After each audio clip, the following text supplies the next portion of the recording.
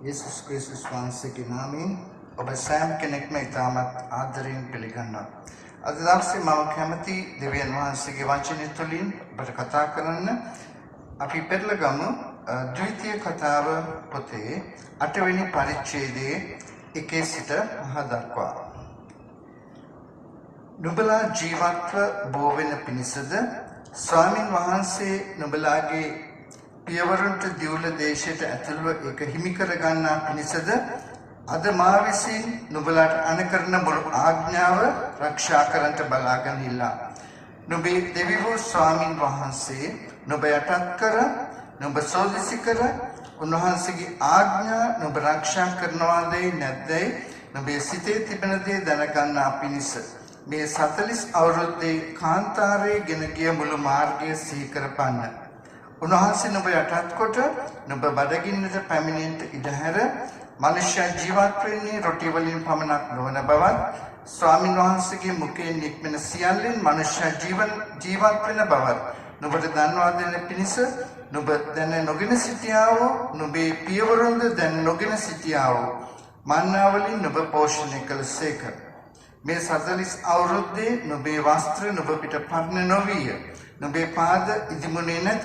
මනුෂ්‍යක තමාගේ පුත්‍රයාට දඬුවම් කරන්නාක් මෙන් නුඹේ දෙවිවෝ ස්වාමින් වහන්සේ නුඹට දඬුවම් කරන බව නුඹේ සිතින් කල්පනා කරපන්න. අපි යාඥා කරමු. ශුද්ධ දෙවි පියාණනි, මේ අලංකාර උදාසන ඔබ වහන්සේගේ ශුද්ධ නාමයට අපි ගෞරව දෙන අතර ස්වාමිනී ඔබ වහන්සේගේ වචනෙන් ඔබ වහන්සේ අපට කතා කළ මැනව නාසරෙති යේසුස් ක්‍රිස්තුස් වහන්සේගේම නාමයෙන් ආමේන්. හොඳයි, අද දවසේ මම දෙවියන් වහන්සේගේ වචනය තුළින් කතා කරන්න කැමති ඇදහිල්ලේ පරීක්ෂණය කියන තේමාව යටතේ. අද තේමාව ඇදහිල්ලේ පරීක්ෂණය. මේ ස්ථානයේ අපි දකිනවා ඊශ්‍රායල් සෙනඟ මිස්රයේ වහල්කමින් මිදිලා ඒ කාන්තාරයේ අවුරුදු 40ක් වුන් ගමන් කරලා පොරොන්දු දේශයේ මායිමට ආපුවම දෙවියන් වහන්සේ මෝසෙස් තුලින් කතා කරනා වචන. දැන් ඊශ්‍රායල් සෙනඟට දෙවියන් වහන්සේ කතා කරලා කියනවා දෙවෙනි පදය, නුඹේ දෙවිවෝ ස්වාමින් වහන්සේ නුඹ යටහත් කර නුඹ සෝදිසි කර. දැන් ප්‍රශ්නයක් මතුවෙනවා, ඇයි දෙවියන් වහන්සේ අපිව යටත් කරන්නේ? ඇයි දෙවියන් වහන්සේ අපිව සෝදිසි කරන්නේ? දැන් අපි තේරුම් ගත යුතු වැදගත් සත්‍යතාවයක් තමයි පුරාණ ගිවිසුමේ ඊශ්‍රායල් සෙනඟගේ කතාන්තරය අද දවසේ සභාවේ කතාන්තරයට සමාන්තරයි. දෙවියන් වහන්සේ ඊශ්‍රායල් සෙනඟ සම්බන්ධව කර දෙම දෙවියන් වහන්සේ සභාව සමගත් කරනවා. මොකද සභාව ආත්මික ඊශ්‍රායල්. එදා ඒ මානසික ඊශ්‍රායල් දෙවියන් වහන්සේ මොනවද කරේ? ඒ පොරොන්දු දේශයේ සීමාවට ආවම දෙවියන් වහන්සේ ඕන්ව යටත් කරා, සෝදිසි කරා.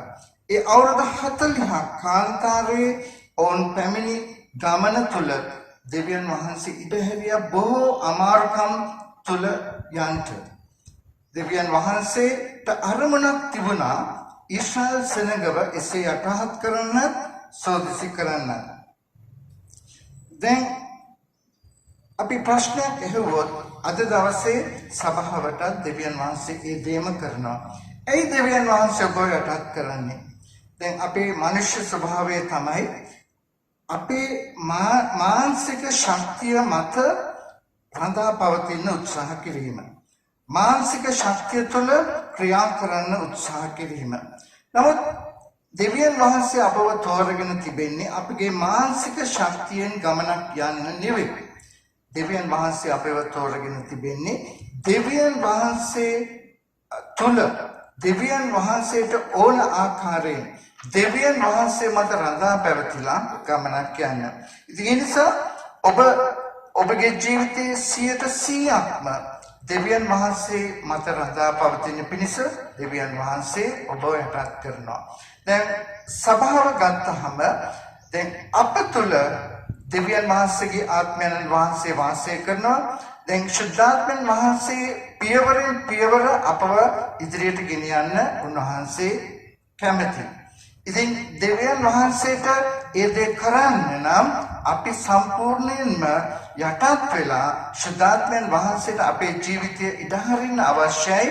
උන්වහන්සේම අප ගෙන යන පිණිස අපේ මානසික ශක්තිය මත රඳා පැවතීම අතහැරලා උන්වහන්සේට ඉඩ දෙන්න ඕනේ.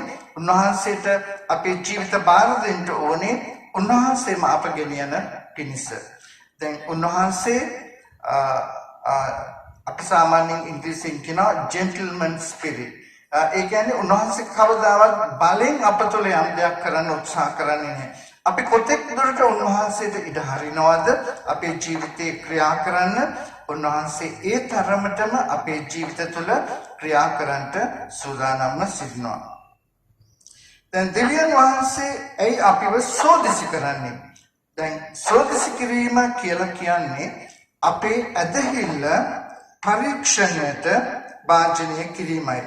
දැන් අපි දන්නවා යක්ෂයා අපිව පරීක්ෂා කරනවා. දැන් ඔබ කොතනකවත් කියන්න එපා දෙවියන් වහන්සේ මාව පරීක්ෂා කළා කියලා. දැන් සමහර විට සිංහල බයිබලයේ ඒ වචනේ පාවිච්චි කරන අවස්ථාවන් තිබෙනවා. ඒක නිවැරදි වෙන්න ඕනේ. දෙවියන් වහන්සේ අපේ ජීවිතය කරන්නේ සෝදිසි කිරීම. යක්ෂයා අපේ ජීවිතේ පරීක්ෂා කරනවා. පරීක්ෂා කරන්නේ නපුරින්. දෙවියන් වහන්සේ කරන්නේ සෝදිසි කිරීම. මේ දෙක අතර පැහැදිලි වෙනසක් තිබෙනවා. ඇයි යක්ෂයා පරීක්ෂා කරන්නේ? යක්ෂයා පරීක්ෂා කරන අරමුණ තමයි අපි ඒ අදහිල්ලේ පරීක්ෂණය අසමත් වෙලා අපේ ජීවිතයට යම් විනාශයක් පමුණවන පිණිස. නමුත් දෙවියන් වහන්සේ අපිව සෝදිසි කරන්නේ ඇයි? අපි ඒ අදහිල්ලේ පරීක්ෂණය සමත් වෙලා අපි තව පියවරක් ආත්මිකව ඉහළ තලයට එසවෙන පිණිස. ඒක හරියට ඉස්කෝලේ යන දරුවෙක් පළවෙනි පන්තියේ සිට සාමාන්‍ය පෙළ දක්වා නැත්නම් උසස් පෙළ දක්වා නැත්නම් විශ්වවිද්‍යාල අවසන් විභාගය දක්වා සෝදිසි කිරීමක් තුළ ගමන් කරනවා වගේ. පළවෙනි පන්ති විභාගය සමත් වෙන්න අවශ්‍යයි දෙවෙනි පන්තියට යන්න. ඉතින් ගුරුවරුන්ගේ පරමාර්ථය කොහොම හරි ඒ ළමයාව පළවෙනි පන්තියේ තියෙන එක නෙවෙයි. නැවත වාරයක් ගුරුවරුන්ගේ පරමාර්ථය ඒ ළමයා පළවෙනි පන්තිය සමත් වෙලා දෙවෙනි පන්තියට සුදුසුකම් ලබා ගන්න එක. ඉතින් ඒ වගේම තමයි දෙවියන් වහන්සේගේ සෝදිසි කිරීම. අපිව ඉහළ තලයකට ගෙන යන පිණිස දෙවියන් වහන්සේ අපේ ඇදහිල්ල සෝදිසි කරනු ලබනවා. ඉතින් ඒ නිසා ඔබ නිතරම දෙවියන් වහන්සේගේ කෝණයෙන් ඔබේ ජීවිතය තුළ පැමිණෙනා වූ දේවල් ඔබ විමසා බලා දැනගන්න අවශ්‍යයි. මොකද දේවචනේ තාමත් පැහැදිලිව කියනවා දෙවියන් වහන්සේ අපිව නපුරින් පරීක්ෂා කරන්නේ නැහැ කියලා. මම කැමති ඒක පෙරලලා ඔබට පෙන්වන්න. දෙවියන් වහන්සේ අපිව නපුරින් පරීක්ෂා කරන්නේ නැහැ. යාකෝබ් යවුන් පත්‍රයේ පළවෙනි පරිච්ඡේදයේ 13 වෙනි පදය. යමෙක් පරීක්ෂා කරනු ලබන කල මම දෙවියන් වහන්සේගෙන් පරීක්ෂා කරනු ලබමි නොකියාවා. මක්නිසාද දෙවියන් වහන්සේ නපුරින් පරීක්ෂා කරනු ලබන්නට නොපුළවන. උන්වහන්සේම කිසිවෙකු පරීක්ෂා නොකරන සේක. ඉතින් ඒ නිසා අපි තේරුම් ගන්න අවශ්‍යයි දෙවියන් වහන්සේ අපිව සෝදිසි කරනවා. ඉංග්‍රීසියෙන් කියනවා God tests us. පරීක්ෂා කිරීම කියලා කියන්නේ ඉංග්‍රීසියෙන් පාවිච්චි කරන වචනේ temptation. Devil tempts us. ඒ කියන්නේ යක්ෂයා අපිව පරීක්ෂා කරනවා. temptation. දෙවියන් වහන්සේ අපිව සෝදිසි කරනවා. testing. හොඳයි. ඉතින් ඒ නිසා ඔබේ ජීවිතයේ මුහුණ දෙන්නා වූ තත්ත්වයන් දෙවියන් වහන්සේගේ කෝණයෙන් ඔබ බලන්න පුරුදු වෙන්න. ඉතින් හැමතිස්සෙම දෙවියන් වහන්සේ එවන ඒ පරීක්ෂණය අපේ ජීවිතයට යහපත්. දැන් යක්ෂයා එවන පරීක්ෂාව දෙවියන් වහන්සේ පාවිච්චි කරනවා සෝදිසියක් හැටියට. ඒ කියන්නේ එකම කාසිය දෙපැත්ත වගේ යක්ෂයා එවන පරීක්ෂාව දෙවියන් වහන්සේ සෝදිසියක් හැටියට පාවිච්චි කරනවා. දැන් ඔබ තව සත්‍යතාවයක් දැනගන්න අවශ්‍යයි. යක්ෂයාට ඕන විදිහට අපිව පරීක්ෂා කරන්න බෑ. යක්ෂයාට කරන්න පුළුවන් දෙවියන් වහන්සේ අපේ ජීවිත සම්බන්ධව අවසර දෙන ප්‍රමාණයට පමණයි. මක්නිසාද ඔබේ ජීවිතය අයිතිය තියෙන්නේ දෙවියන් වහන්සේට. ඔබ දෙවියන් වහන්සේගේ දරුවෙක්. හලෙලූයා. ඔබ දෙවියන් වහන්සේගේ දරුවෙක්. ඉතින් ඒ නිසා දෙවියන් වහන්සේ යම් හේතුවක් නිසා යක්ෂයාට ඔබව පරීක්ෂා කරන්නට යම් සීමාවක් නියම කරලා අවසර දෙනවාද? ඒ අවසරය තුල ඒ සීමාව තුල පමණයි යක්ෂයාට ඔබව පරීක්ෂා කරන්න පුළුවන්. ඉතින් දෙවියන් වහන්සේ මේක පාවිච්චි කරනවා සෝදෙසියක් හැටියට ඔබව උසස් කරන පිණිස. දැන් මම කැමති මේ ඇදහිල්ලේ පරීක්ෂණ ගැන කාරණා 7ක් ඔබට පෙන්වා දෙන්න. අපි පෙරලලා බලමු පළවෙනි පේත්‍රස් පළවෙනි පරිච්ඡේදයේ 6 සහ 7 පද. පළවෙනි පේත්‍රස් පළවෙනි පරිච්ඡේදයේ 6 සහ 7 පද.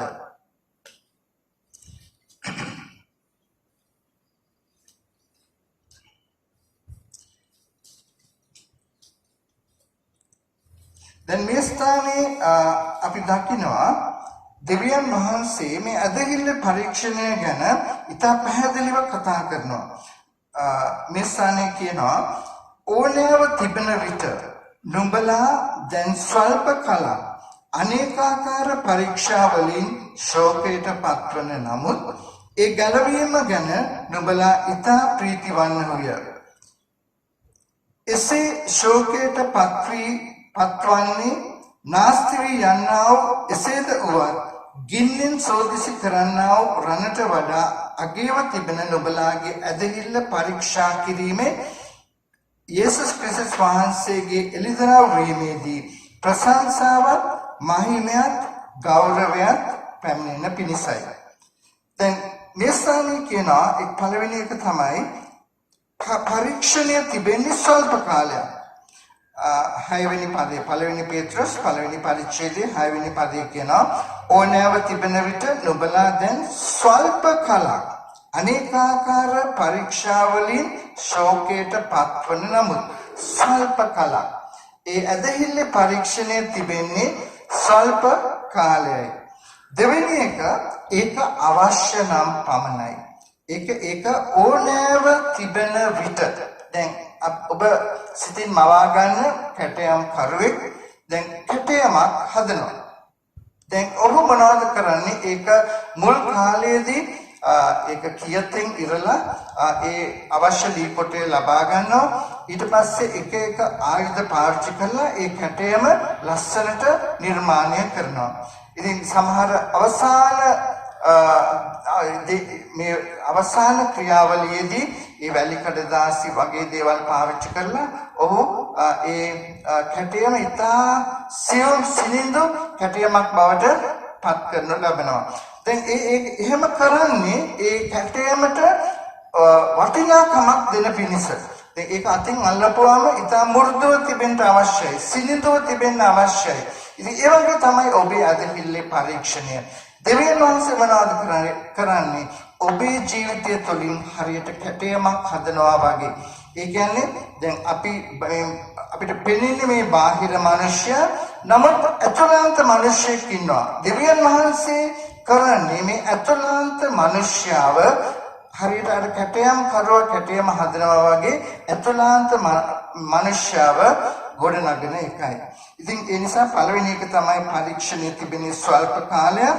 දෙවෙනි එක ඕනෑම තිබෙන විට ඒ කියන්නේ ඒක අවශ්‍ය නම් පමණයි.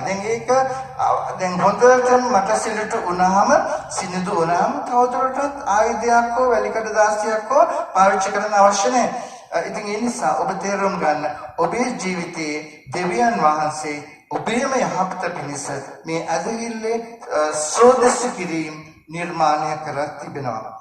ඉතින් ඒ වගේ තුන්වෙනි කාරණය තමයි සෑම පරීක්ෂණයක්ම යම් ආකාර ශෝකය ගෙන දෙයි. දැන් මේ ස්ථානයේ කියනවා 6 වෙනි පදය ඕනෑව තිබෙන විට නුඹලා දැන් ස්වල්ප කලක් අනේකාකාර පරීක්ෂා වලින් ශෝකයට පත්වන නමුත් මොකද පරීක්ෂණය වේදනා සහිතයි. මොකද දැන් ඒ කැටයම් කරුවා ඒ කැටයමට නියන් පහරවල් ගහනකොට ඒ කැටයමට කතා කරන්න පුළුවන් කියයි මට රිදෙනවා කියලා. හරි.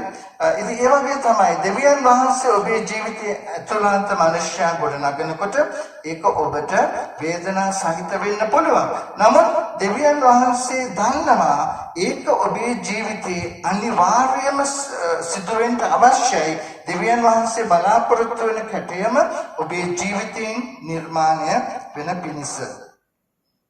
හොඳයි. ඊළඟට හතරවෙනි කාරණය අනේකාකාර පරීක්ෂා තිබෙනවා. ඕනෑව තිබෙන විට නුඹලා දැන් ස්වල්ප කලක් අනේකාකාර පරීක්ෂා වලින් ශෝකයට පත්වන නමුත් එක පරීක්ෂණයක් නෙවෙයි.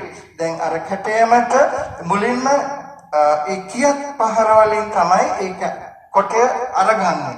ඊට පස්සේ නියන් පහර වදිනවා. ඉතින් මේ වගේ කැටයම් කරුව ළඟ ආයුධ රාශියක් තිබෙනවා. ඒ කැටයම ඔහුගේ මනසේ තිබෙන ඒ කැටයම නිර්මාණය කරගන්න පිණිස අනේකාකාර සෝදිසි කිරීම තිබෙනවා. පස්වෙනි කාරණය පරීක්ෂණය දෙවියන් වහන්සේගෙන්. ඒ කියන්නේ ඒක ඇදහිල්ලේ පරීක්ෂණය සඳහායි. දැන් දෙවියන් වහන්සේ ඔබව සෝදිසි කරන්නේ ඔබේ ජීවිතේ යහපත සඳහා ඒක ඔබේ ඇදහිල්ල වර්ධනය වෙනවා දකින්න දෙවියන් වහන්සේ කැමති නිසා.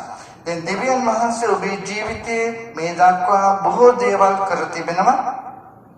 එතකොට දෙවියන් වහන්සේ කැමති ඔබේ ජීවිතේ ඔබ ඉහළ තලවලට ගමන් කරන්න හරියට පළවෙනි ශ්‍රේණිය ළමයෙක් දෙවෙනි ශ්‍රේණියට සමත් වෙලා සාමාන්‍ය පෙළ සමත් වෙලා උසස් පෙළ සමත් වෙලා විශ්වවිද්‍යාල ප්‍රවේශය ලැබලා විශ්වවිද්‍යාල විභාග සමත් වෙනවා වගේ.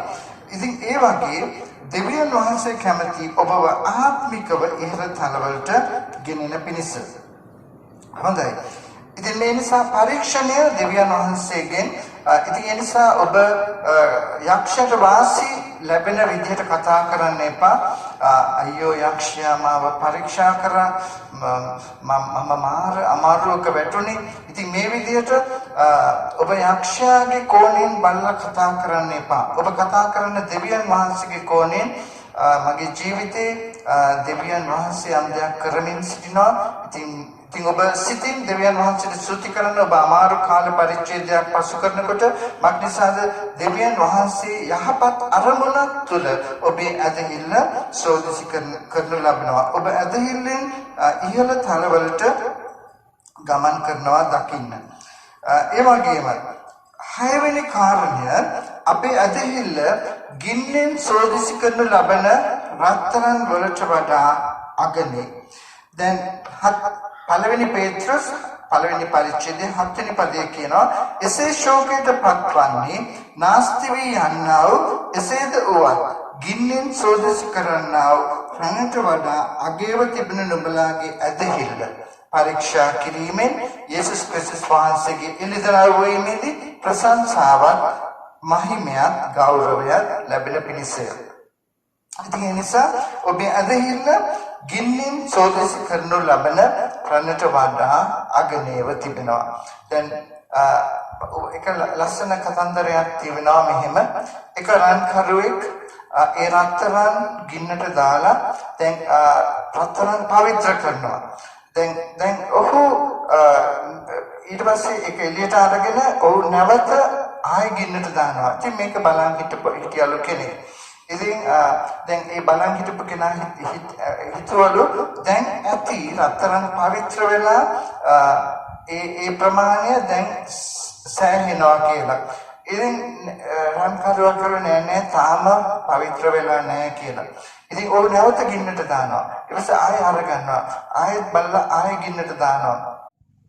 හොඳයි මේ රන්කරුවා නැවත රත්තරන් අරගෙන ආයෙ ගින්නට දානවා. ඉතින් මේ බලන් ඉන්න කෙනා ඇහුවලු ඔබ කොහොමද දන්නේ මේ රත්තරන් පවිත්‍ර වෙලා මදි කියලා? ඉතින් ඒ රන්කරුවා කිව්වලු තාම මට මේ රත්තරන් වල මගේ මුහුණ පැහැදිලි ලෙස දකින්න බෑ කියලා. ඉතින් ඒ වගේ දෙවියන් වහන්සේ ඔබේ ජීවිතය අබනවා ඔබේ අතුලාන්ත මනුෂ්‍යයා යේසුස් ක්‍රිස්තුස් වහන්සේගේ ස්වරූපයට සමාන වෙන පිණිස. ඔබේ අතුලාන්ත මනුෂ්‍යයා පාපේ නිසා මැරලා හිටියේ. දැන් ඔබ නව උත්පාදනය ලැබුවා, ගැලවීම ලැබුවා. දැන් ඔබ වර්ධනය වෙන්න ඕනේ යේසුස් වහන්සේගේ ස්වරූපයට ඔබේ අතුලාන්ත මනුෂ්‍යයා සමාන වෙනකම්. ඉතින් දෙවියන් වහන්සේගේ පරමාර්ථය මේ ඇදහිල්ලේ පරීක්ෂණයේ පරමාර්ථය තමයි ඔබේ අතුලාන්ත මනුෂ්‍යයා යේසුස් ක්‍රිස්තුස් වහන්සේ වගේ වෙන එක. ඉතින් දෙවියන් වහන්සේ ඒ දක්වා ඔබව පරීක්ෂණයට භාජනය කරනවා. දැන් ඊළඟට අවසාන කාරණය 7 වෙනි කාරණය. දැන් අපේ ඇදහිල්ලට යේසුස් ක්‍රිස්තුස් වහන්සේගේ දෙවෙනි ඊමේදී ප්‍රශංසාව මහිමය ලැබේ. දැන් මේ ස්ථානයේ කියනවා 7 වෙනි පදයේ එසේ ශෝකයට පත්වන්නේ නාස්ති වී යන්නා වූ එසේද උවත් ගින්නෙන් සෝදිසි කරන්නා වූ රණට වඩා අගේව තිබෙන නුඹලාගේ ඇදහිල්ල පරීක්ෂා කිරීමෙන් යේසුස් ක්‍රිස්තුස් වහන්සේගේ එළිදරව් වීමේදී ප්‍රශංසාවත් මහිමයත් ගෞරවයත් පැමිණෙන පිණිසය. ඒ නිසා ඔබගේ ඇදහිල්ලට යේසුස් ක්‍රිස්තුස් වහන්සේගේ දෙවෙනි ඊමේදී ඔබට ප්‍රශංසාවත් මහිමයත් ගෞරවයත් ලැබෙන්න යනවා. හොඳයි, හල්ලෙලූයා. ඉතින් ඒ නිසා ඔබ තේරුම් ගන්න දෙවියන් වහන්සේ ඔබේ ජීවිතේ කරන්නා වූ දේ. හොඳයි, මම තව උදාහරණයක් ගන්න කැමතියි පුරාණ කියසමින්. අපි පෙරලා ගමු නික්මයාම පොතේ 15 වෙනි පරිච්ඡේදයට. නික්මයාම පොතේ 15 වෙනි පරිච්ඡේදයට.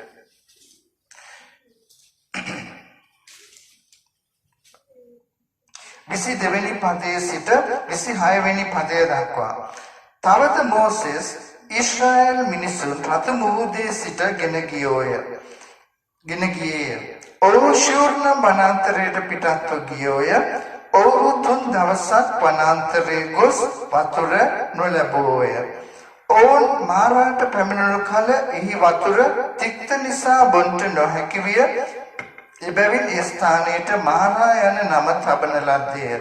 සෙනඟ අපි කොමක් බොමුදයි කියමින් මෝසෙස්ට විරුද්ධව කොඳුලෝය.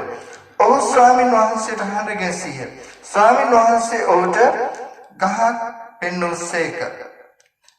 ඔහු ඒක ජලයට හෙළූ කල ජලය මිහිරි විය. එහිදී උන්වහන්සේ ඔවුන්ට නියෝගයක්ද පනතක්ද දුන්සේක. එහිදී උන්වහන්සේ ඔවුන් පරීක්ෂා කොට මේ ස්ථානයේ මේ වචනේ නිවැරදි වෙන්න අවශ්‍යයි. උන්වහන්සේ ඔවුන් සෝදිසි කොට නුඹේ දෙවිවෝ ස්වාමීන් වහන්සේගේ හඬට නුඹ ඕන කමින් අහුම්කන් දී උන්වහන්සේගේ ඇස් හමුවේ හරිව තිබෙන දේ කොට උන්වහන්සේගේ ආඥාවලට කන් දෙමින් උන්වහන්සේගේ සියලු නියෝග ආරක්ෂා කරන්නෙහි නම් මිසර වරුන් පිට මා පැමිණෙ වූ රෝගවලින් එකක්වත් නුඹ පිටට නොපමුණවන්නෙමි. මක්නිසාද මම වනාහි නුඹ සුව කරන්නා වූ ස්වාමීන් වහන්සේයයි කීසේක.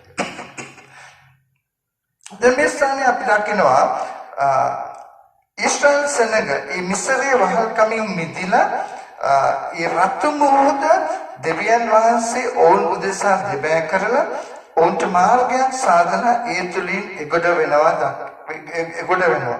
දැන් ඊළඟ සිද්ධිය තමයි අපි මේ ස්ථානයේ දකින්නේ. මේ 22 වෙනි පදය නික්මයාම 15:22. තවද මෝසෙස් ඊශ්‍රායෙල් මිනිසුන් රතු මුහුදේ සිට ගෙන ගියෝය. ඔවුහු ශූර්ණ වනාන්තරයට පිටත්ව ගියෝය. ඔවුහු 3 දවසක් වනාන්තරයේ ගොස් වතුර නොලැබුවෝය. දැන් මම අහන්න කැමති දෙවියන් වහන්සේ දැනගෙන හිටියේ නැද්ද මේ දවස් 3 උන්ට වතුර නැහැ කියලා? දැන් ඒ වගේම දෙවෙනි ප්‍රශ්නයක් අහන්න පුළුවන්. දෙවියන් වහන්සේට බැරිද මේ දවස් 3 තුල ඒකාන්තාරයේ වතුර උල්පතක් මවන්න? තුන්වෙනි ප්‍රශ්නය. දැන් දින 3ක් වතුර නැතුව ගිහිල්ලා මේ ඊශ්‍රායෙල් සෙනඟ කී දෙනෙක් රෝගී වුණාද? කී දෙනෙක් මිය ගියාද?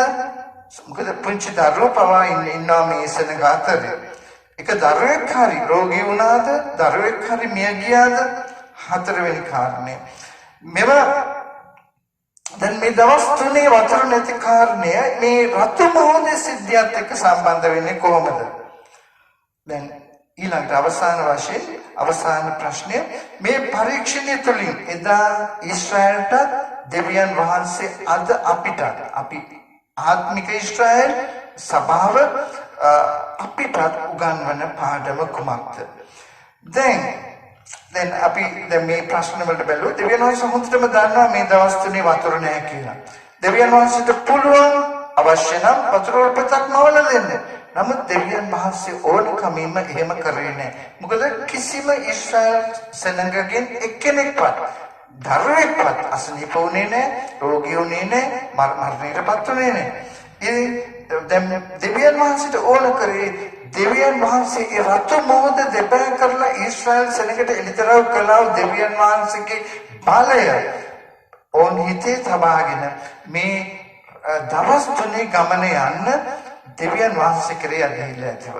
නමුත් මොකක්ද උනේ? 24 වෙනි පදයේ කියනවා සෙනඟ අපි කොමක් බොමුදයි කියමින් මෝසෙස්ට විරුද්ධව කොඳුළුවා. ඔවුන්ට ක්ෂණයෙන් අමතක වුණා. නැත්තම් යක්ෂයා අමතක වෙන්න සැලැස්සුවා.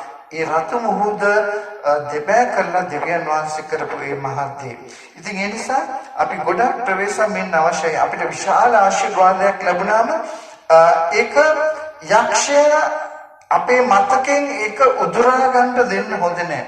දෙවියන් වහන්සේගේ වචනේ කියනවා ගීතාවලිය 103 වෙනි පරිච්ඡේදයේ පළවෙනි පදවල කියනවා ස්වාමින් වහන්සේගේ උපකාර සිහි නැති නොකරව. දෙවියන් වහන්සේගේ උපකාර ඔබ අමතක කරන්න එපා. අමතක වෙන්න දෙන්නත් එපා. ඒවා නැවත නැවත මතක් කරලා දෙවියන් වහන්සේට ස්තුතිවන්ත වෙන්න. මොකද ගීතාවලිය 103 කියන්නේ මාගේ ආත්මය ස්වාමීන්ට ප්‍රශංසා කරව.